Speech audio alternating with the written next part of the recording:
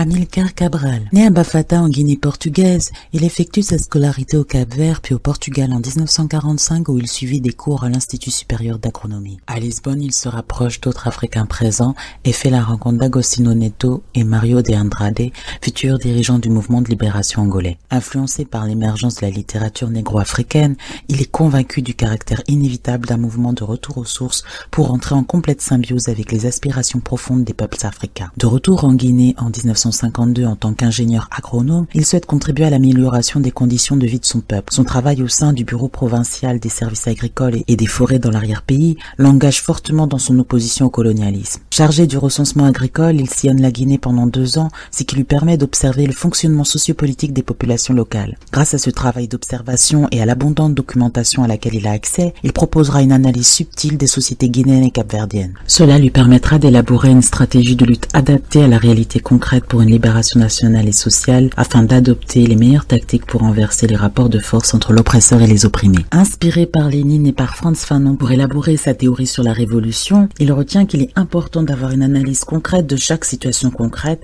et comprend rapidement que le Cap-Vert et la Guinée-Bissau doivent s'unir pour s'émanciper de la tutelle portugaise. En 1954, il tente de créer une association sociale, culturelle et sportive à Bissau, mais l'administration coloniale rejette la demande et oblige Amilcar Cabral à quitter la Guinée. Il ne sera autorisé à y retourner qu'une seule fois par an. Devant s'exiler, il retourne à Lisbonne et de 1954 à 1958, il travaille pour plusieurs compagnies agricoles, ce qui lui permet de faire des longues missions en Angola et de renouer avec ses connaissances de là-bas. Lors de son séjour annuel en Guinée en 1956, avec d'autres militants, il fonde le Parti africain de l'indépendance de la Guinée et du Cap-Vert, le PAIGC. Dans les semaines qui suivent, il participe à la création du Parti de la lutte unie des peuples africains d'Angola, puis au mouvement populaire de libération de l'Angola avec Agostinho Neto et Mário de Andrade. Initié par le PAIGC, une manifestation des dockers du port de Bissau se solde le 3 août 1959 par un massacre par l'armée portugaise. 50 dockers sont tués et plus d'100 personnes sont blessées. Suite à cette répression sanglante, l'organisation décide de passer à la lutte armée pour mettre fin au système colonial. Implante des forces nationalistes dans les campagnes et enrôle des jeunes militants pour les mobiliser dans la lutte pour l'indépendance. La lutte armée déclenchée en janvier 1963 a été précédée par 4 ans de préparation politique avec des militants formés par Amilcar Cabral lui-même. Le PAIGC se bat contre l'armée portugaise sur plusieurs fronts à partir des pays voisins,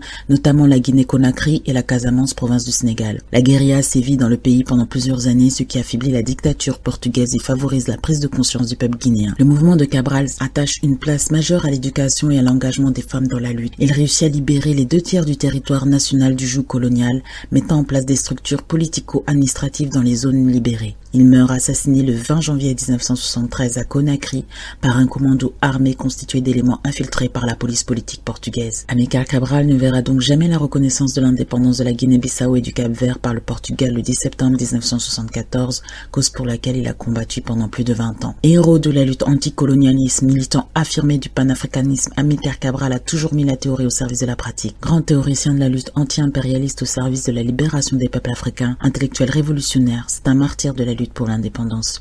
Il s'est battu pour mettre fin à l'oppression coloniale et redonner aux Africains leur dignité humaine. Pour aller plus loin, je vous conseille les livres suivants. Figure de la révolution africaine de Kenyatta Sankara de Saïd Bouamama, Africa Unite, une histoire du panafricanisme d'Amzad Boukari Yabara et Amilcar Cabral, recueil de textes introduit par Carlo Lopez. N'hésitez pas à vous abonner à la chaîne YouTube, à activer la cloche pour recevoir toutes les notifications lors des publications des prochaines vidéos et je vous dis à bientôt.